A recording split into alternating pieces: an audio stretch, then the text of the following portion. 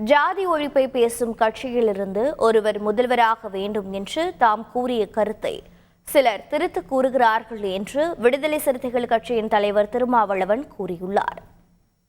அம்பேத்கரின் கொள்கைகளை பேசுகிற ஒருவர், சாதி ஒழிப்பை முன்னிறுத்துகிற ஒருவர் ஒரு மாநிலத்தின் முதல்வராவது கடினமானது என்பதைத்தான் சுட்டிக்காட்டியிருக்கிறேன். சாதியம் இன்னும் அரசியல் களத்தில் வெகுவாக இறுகி போய் கிடக்கிறது. திமுக அரசுக்கு எதிராக நான் பேசியதை போல திரித்து பேசுகிறார்கள். ஒரு தேசிய பார்வை கொண்டு இதை அணுக வேண்டும் என்பதுதான் என்னுடைய கருத்து. திமுக கூட்டணி கட்டுக்கோப்பாக இருக்கிறது.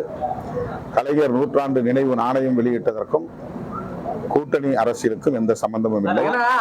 அது ஒரு அரசு விழா, அவ்வளவுதான். செய்திகளை உடனுக்குடன் தெரிந்து கொள்ள உடனே சப்ஸ்கிரைப் பண்ணுங்க.